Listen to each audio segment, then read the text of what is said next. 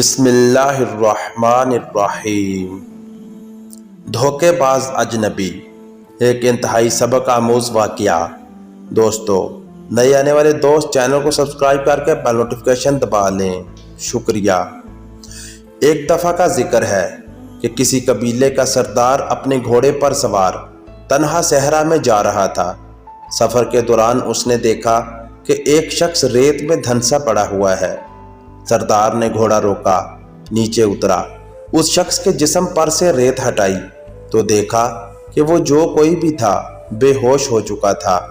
سردار نے اسے ہلایا جلایا تو وہ نیم آنکھوں کے ساتھ پانی پانی پکارتے ہوئے کہنے لگا، پیاس سے میرا حلق اور میری زبان کسی سوکھے ہوئے چمڑے کی طرح اکڑ چکی ہے، اگر پانی نہ پیا تو میں مر جاؤں گا۔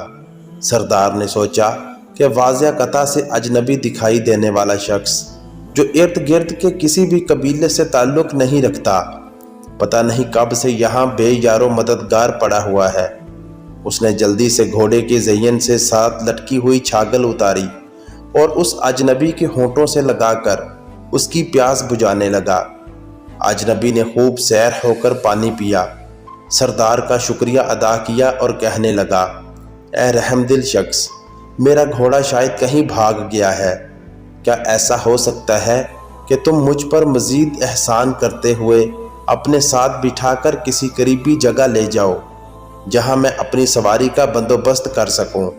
سردار نے خوش دلی سے کہا، ہاں کیوں نہیں۔ سردار گھوڑے پر سوار ہو کر اس اجنبی سے کہنے لگا، آ جاؤ، میرے پیچھے بیٹھ جاؤ۔ اجنبی بامشکل زمین سے اٹھا اور اٹھ کر 2-3 بار گھوڑے پر سوار ہونے کی کوشش کی، مگر ہر بار نقاہت کے باعث گر جاتا رہا۔ وہ سردار سے کہنے لگا، اس سنگ دل صحرا نے میرے جسم کی ساری طاقت نچوڑ لی ہے، براہ کرم کیا ایسا ہو سکتا ہے کہ آپ اتریں اور گھوڑے پر سوار ہونے میں میری مدد کریں؟ سردار باخوشی اتر کر اس اجنبی کو گھوڑے پر بٹھانے میں مدد کرنے لگا۔ اجنبی جیسے ہی گھوڑے پر سوار ہوا، اس نے ایک زوردار لات سردار کے پیٹ میں رسید کی اور گھوڑے کو ایڑی لگا کر بھگا لے گیا۔ سردار نے پیچھے سے آوازیں دی تو اس اجنبی شخص نے رک کر کہا، شاید تم خجالت محسوس کر رہے ہو کہ ایک اجنبی کے ہاتھوں دھوکہ کیسے کھا گیا۔ سنو، میں ایک رہزن ہوں اور لٹیرے سے رحم کی بھیک مانگنا بیکار ہے، اس لیے چیخنے چلانے سے کوئی حاصل نہیں ہوگا۔ سردار نے جواب دیا کہ میں ایک قبیلے کا سردار ہوں اور بھیک مانگنا یا رحم کی درخواست کرنا ایک سردار کی شان کے خلاف ہوتا ہے۔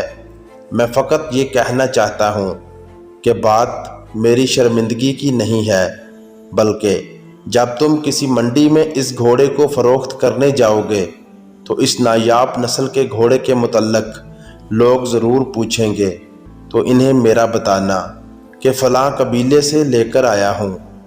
سردار نے مجھے تحفتاً دیا تھا۔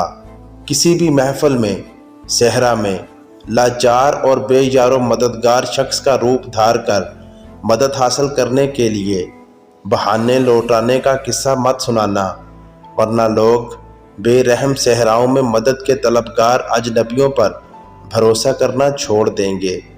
دوستو، کیسی لگی ویڈیو؟